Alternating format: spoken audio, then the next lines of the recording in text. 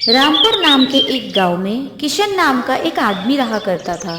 किशन लोगों के यहाँ मजदूरी करके अपना गुजारा किया करता था।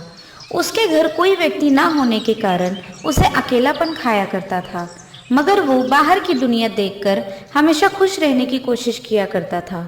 एक दिन किशन काम से घर लौट रहा था, तभी उसे सेब के पेड़ों का खेत दिखाई दिया। किशन सेब को देख उसे खाने की बड़ी इच्छा हुई, मगर उसके पास पैसे ना होने के कारण वो एक जगह खड़ा होकर उसे देखने लगा।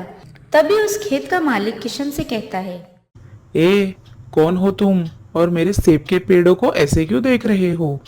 साहब, मुझे बहुत भूख लगी है। क्या मुझे एक सेब खाने को मिल सकता है क्या? यहाँ तुम्हें धर्मशाला दिखाई दे रहा है क्या? चलो निकलो यहाँ से। तुम्हें एक भी सेब नहीं मिलेगा खाने को। साहब, मैंने सिर्फ आपसे पूछा। यहाँ कुछ नहीं मिलेगा तुम्हें। चलो निकलो यहाँ से जल्दी। किशन बड़े ही दुखी मन से वहां से चला जाता है और मन में सोचता है, क्या जमाना है, पैसा नहीं तो कोई खड़े भी नहीं करता। इंसानियत नाम की तो कोई चीज ही नहीं है। ऐसा सोचते सोचते किशन रास्ते से घर जा रहा था। तभी रास्ते में उसे एक बूढ़ा आदमी सेब बेचते हुए दिखाई देता है। उस बूढ़े आदमी ने किशन को आवाज लगाई, बेटे, बेटे। बाबा, क्या तुमने मुझे आवाज दिया? अरे बेटे, मुझे ये सेब की टोकरी जरा सर पे उठा के दो। बाबा, आप इतना बोझ कैसे उठा पाएंगे? अभी आपके सारे सेब बेचकर भी नहीं हुए और आप घर जा रहे हो। बेटा, अब मेरी उम्र हो गई है और अब मुझसे पहले जैसा काम भी नहीं होता, और अगर शाम से पहले घर चला गया तो अच्छा होता है। चलिए बाबा, मैं आपको आपके घर छोड़ देता हूँ। हाँ बेटा, चलो। किशन बूढ़े बाबा की सेब की टोकरी उठाकर चलने लगा। तभी उसके मन में विचार आता है और किशन जाते समय रास्ते में आवाज देने लगता है, सेब ले लो, सेब, ताजे ताजे सेब। उसकी आवाज सुनकर कुछ लोग उससे सेब खरीद लेते हैं। ये सब देख बूढ़ा आदमी किशन से बहुत खुश हो गया और उसे घर ले गया। घर जाते ही किशन ने फलों की टोकरी नीचे रख दी और बूढ़े बाबा से कहा, बाबा, अब आप आराम करो, मैं चलता हूँ। बेटे किशन, ये लो तुम्हारे लिए ये कुछ सेब, और इन्हें जाते वक्त ही खा लेना बेटा। धन्यवाद बाबा। ऐसा कहकर किशन वहां से चला जाता है।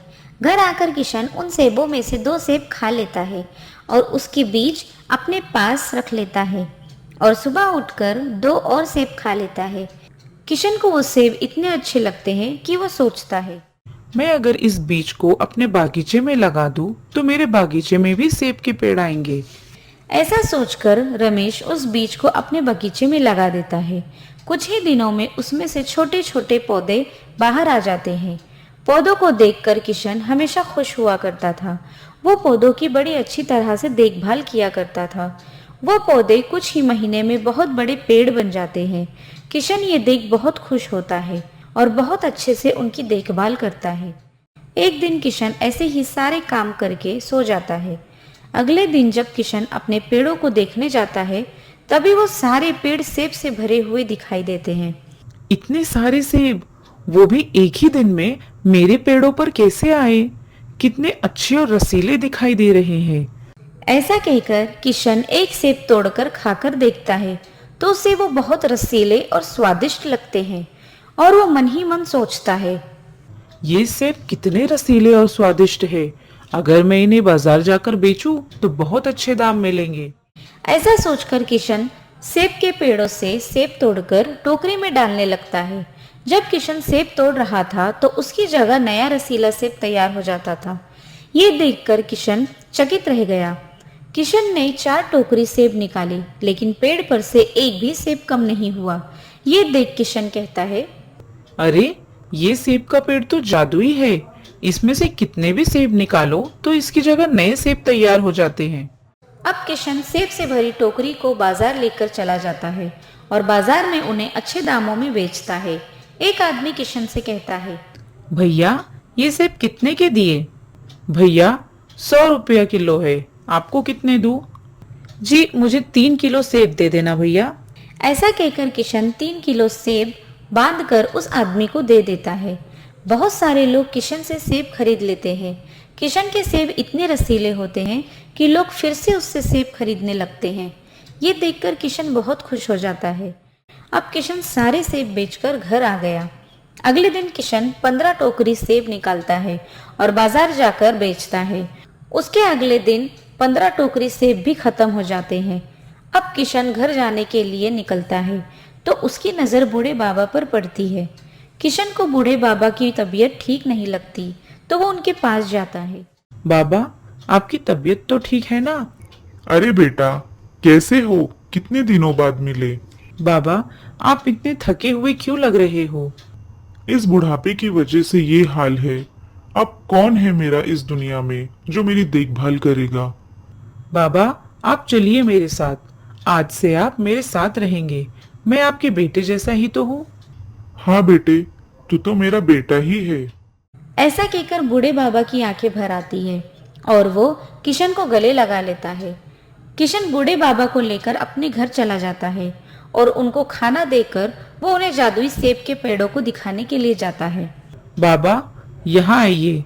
देखिए, ये जादुई सेब के पेड़ है। आपके दिए हुए सेब के बीजों से आए हैं। ये देख बूढ़े बाबा बहुत खुश हो जाते हैं और किशन से कहते हैं, किशन बेटा, क्या सच में ये मेरे ही दिए हुए सेब के पेड़ है? बहुत अच्छे सेब लगे हैं। बाबा, ये सेब बहुत रसीले हैं और लोगों को भी ये सेब बहुत पसंद है। देखो, यहाँ से सेब निकाला तो फिर से इसकी जगह दूसरा सेब आ जाता है। ये सेब खत्म ही नहीं होते। किशन, ये सब अल्लाह का करम है जो ये जादुई सेब तुम्हें मिले हैं। इसका सही तरह से इस्तेमाल करना बेटा। हाँ बाबा। किशन उस पेड़ के बहुत सारे सेब निकालता है और बड़े व्यापारी को बेच देता है। ऐसे ही बहुत दिन बीत जाते हैं। अब किशन अपना घर बहुत बड़ा बना लेता है और उसके पास बहुत पैसे आ जाते हैं। किशन अब गांव का सबसे अमीर आदमी बन गया था। उसके घर में अब काम करने के लिए नौकर थे। किशन जादुई पेड़ की सहायता से गरीब लोगों की मदद किया करता था। इस कहानी से हमें ये सीख मिलती है कि ज़िंदगी में हमें अच्छे कर्म करने चाहिए, कभी किसी का अपमान नहीं करना चाहिए, हमेशा दूसरों की मदद करनी चाहिए। अगर आपको हमारे वीडियोस पसंद आ रहे हैं तो हमारे चैनल को सब्सक्राइब करना ना भूलिएगा और एक लाइक तो ज़रूर करिएगा। Bye bye.